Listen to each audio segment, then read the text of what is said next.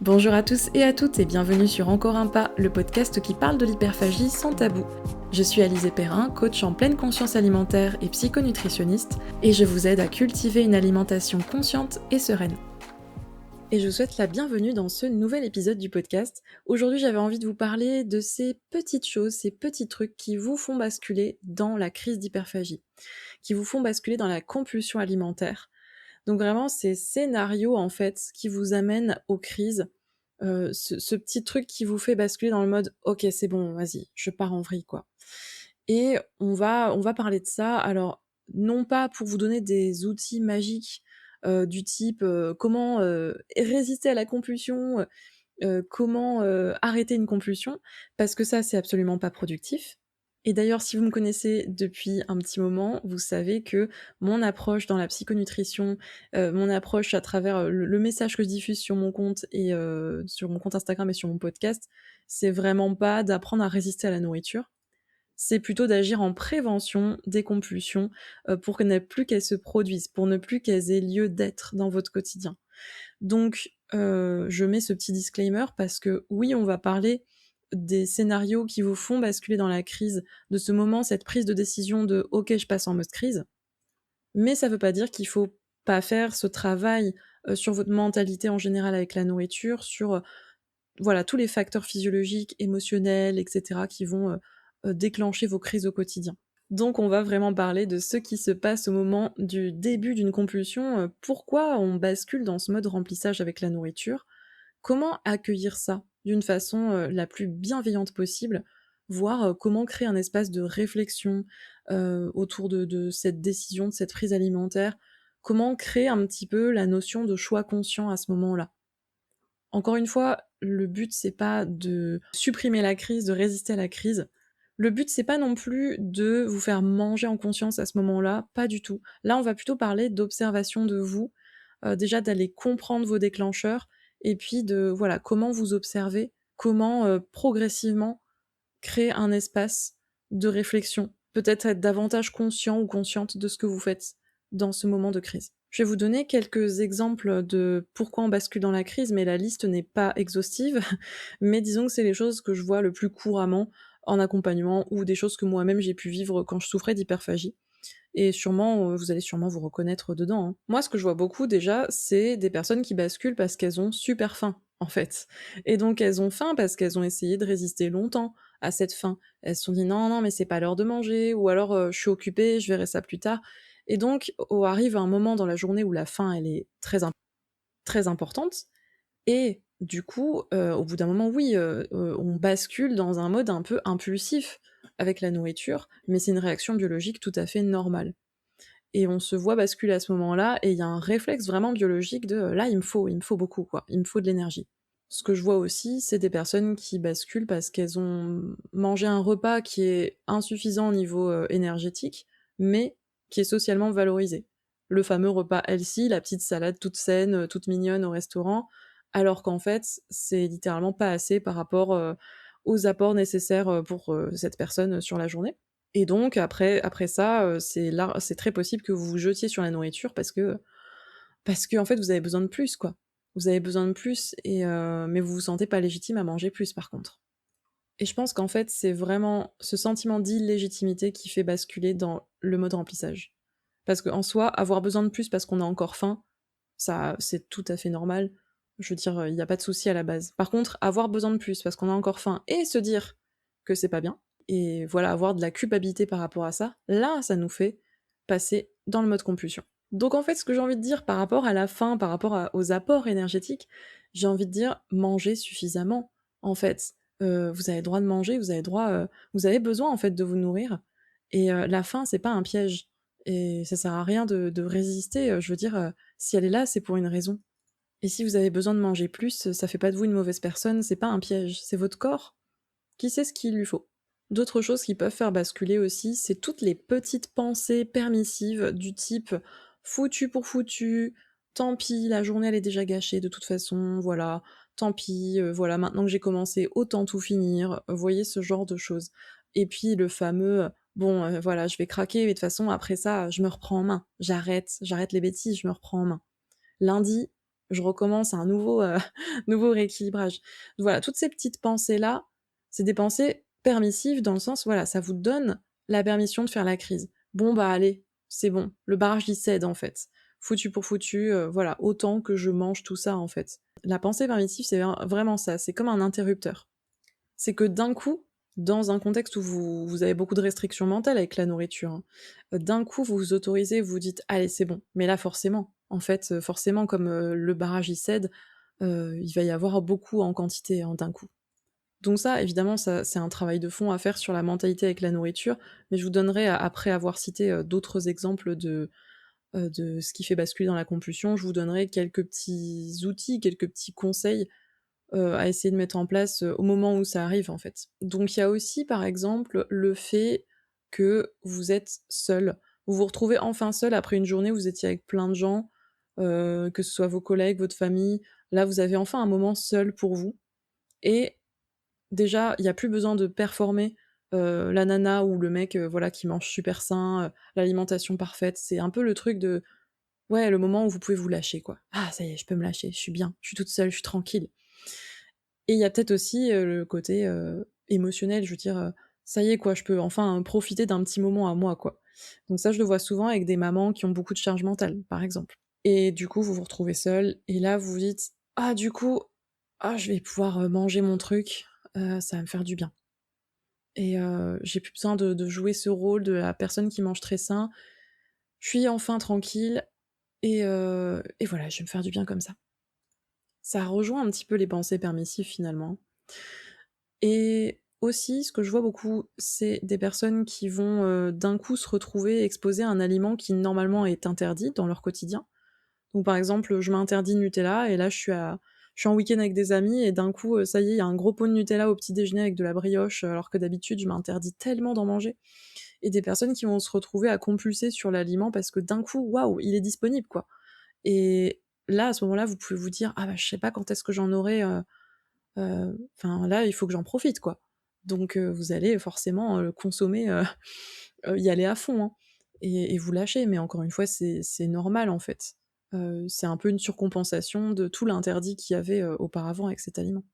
Quand on bascule dans la compulsion, ça peut être aussi parce qu'on a envie de procrastiner une tâche qu'on doit faire. Donc ça peut être une tâche à la maison, ça peut être, une tâche professionnelle et on n'a pas envie de la faire, on n'a pas envie de s'y mettre, on n'a pas envie d'y penser. On a peut-être aussi un peu envie de se donner du courage, avec la nourriture, de se motiver un petit peu et ça peut rapidement se transformer en compulsion. Encore une fois, à la base, c'est pas un besoin qui est illégitime, hein, c'est OK de parfois de s'encourager un petit peu avec un petit snack, quelque chose qui va nous stimuler, nous satisfaire.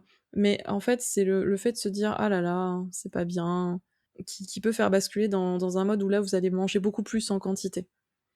Ou alors, ça peut être dans le cas aussi de certaines neurodivergences comme le TDAH par exemple, donc le trouble, du déficit de l'attention avec ou sans hyperactivité. En gros, par rapport à ce trouble, vous allez chercher un shot de dopamine. Enfin, il y a vraiment un déficit en dopamine, supérieur à la normale en gros et vous allez, avoir besoin de beaucoup plus de dopamine. C'est un fonctionnement différent du cerveau, hein, donc mais même pour les personnes qui ont pas de TDAH, en fait, la nourriture dans ces moments-là représente, un shot de dopamine donc c'est pour ça qu'on a tendance à y aller, quoi. Et en plus de ça, s'il y a une culpabilité derrière d'avoir mangé et ben, vous allez manger encore plus à cause de ça. Il y a des personnes aussi qui peuvent se voir basculer dans une crise suite à une remarque sur leur poids, que ce soit un compliment ou une critique. Donc que ce soit un compliment sur une perte de poids, par exemple, ou une critique sur une prise de poids. Ça peut mettre la pression dans les 2 cas et déclencher, une compulsion. Donc ça va vraiment être, «Ah oui, d'accord, donc soit j'ai la pression parce que j'ai perdu du poids et du coup, oh là là, il faut que je maintienne mon poids» et du coup, tout un tas de petites restrictions là qui se remettent en place dans la tête et du coup, le cerveau qui panique: «Oh là là, je vais devoir me restreindre, bah, il va falloir que je profite avant cette restriction. Autant profiter et après, je m'y mets sérieusement». Et à l'inverse, donc s'il y a une critique sur la prise de poids, ça va être, un sentiment de honte, une dévalorisation, une mauvaise estime de soi et du coup, bah, je vais manger encore plus. Parce que de toute façon, je ne corresponds pas, à ce corps idéal que je devrais avoir apparemment donc hop, je mange. Et ça c'est ouais, c'est aussi un cas, très, très classique. L'autre chose que j'entends très souvent, et ce sera le dernier exemple que je donnerai ici, de bascule sur la compulsion, j'entends très souvent que, c'est à cause d'un vide, une sensation de vide, une sensation d'ennui, une solitude qui est, inconfortable, pas facile à vivre et qui du coup, fait basculer. Et la nourriture à ce moment-là, c'est un moyen de combler un vide. J'entends beaucoup cette expression: «combler un vide». C'est pas forcément une émotion identifiable à part le vide, le moment de flou, de flottement, et la nourriture à ce moment-là, elle vient remplir, elle vient rythmer peut-être un peu, ce moment ou la journée et elle occupe. Elle occupe en fait. On est occupé, le temps de préparer le truc, voilà et puis, après on a le geste mécanique, avec la main, le geste de mâcher, tout ça, ça va occuper. Occuper l'esprit, occuper le corps. Donc dans tous ces exemples-là que je vous ai cités, on voit plusieurs choses qui se découpent. Plusieurs facteurs, on va dire. Donc le premier, c'est le facteur physiologique, c'est-à-dire, je vous ai parlé de la faim au début, ou du fait d'avoir des repas insuffisants. Ça, c'est vraiment très, très courant, très, très classique. Donc il y a vraiment ce facteur, ouais, biologique, en fait, qui fait basculer. Et là, du coup, la meilleure chose à faire, c'est vraiment d'aller légitimer ce besoin. Pourquoi la faim, c'est tabou, en fait? Pourquoi vous résistez à la faim? Ou pourquoi, vous attendez d'avoir une grosse, grosse dalle pour, commencer à manger? Pourquoi vous êtes dans l'urgence, en fait, quand vous mangez? Pourquoi vous vous autorisez pas à manger suffisamment, en fait? Pourquoi vous vous retrouvez dans la frustration? La deuxième chose qu'on peut remarquer et qui se découpe très nettement, ça va être la restriction mentale avec la nourriture, la culpabilité. Ça va être, le perfectionnisme de vouloir manger, parfaitement, sainement et ce sentiment d'échec quand on fait un écart par rapport à ce cadre qu'on a prévu dans la tête.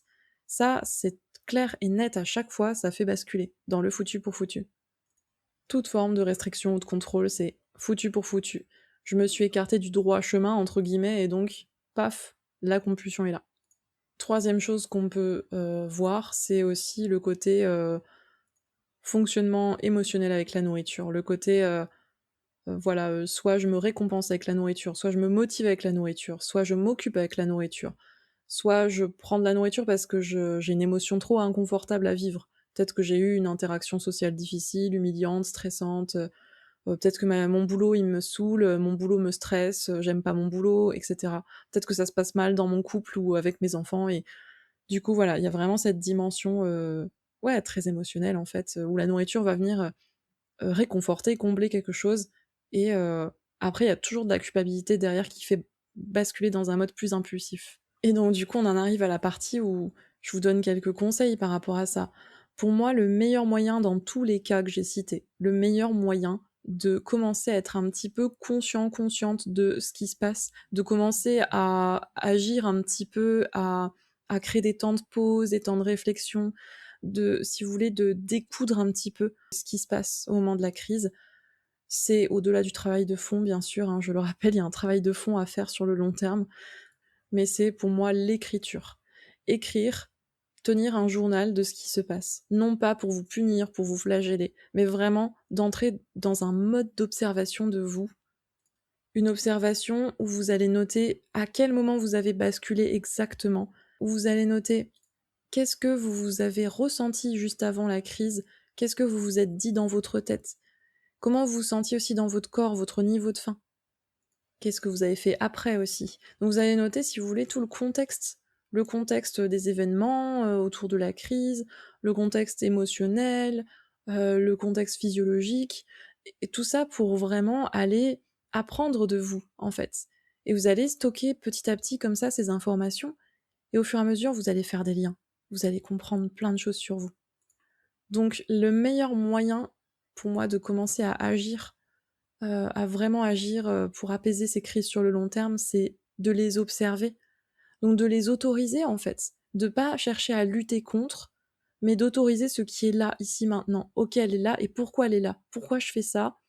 Qu'est-ce que je ressens? Et oui, c'est pas facile. Évidemment que c'est pas facile d'aller identifier tout ça. Et moi je trouve que l'écriture est tellement puissante. Même si au début vous saurez pas forcément écrire, précisément, quels mots décrit votre état, c'est pas grave. Écrivez tout ce qui vous passe par la tête. Même si c'est pas y a pas besoin de perfection, ça peut être, c'est un journal d'observation, vous écrivez ce que vous voulez, en fait.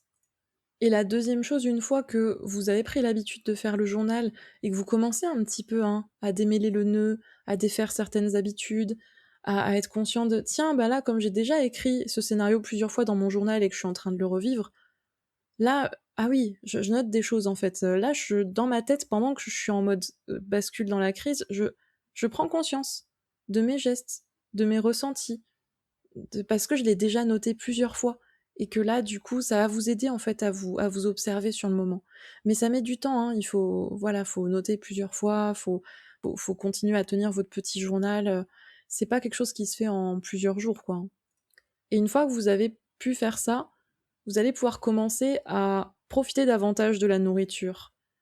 À vous dire: «Bah, là, j'ai pas envie de me remplir juste pour me remplir, j'ai peut-être plus envie que ce soit un petit peu plus plaisir, un peu plus sympa comme moment».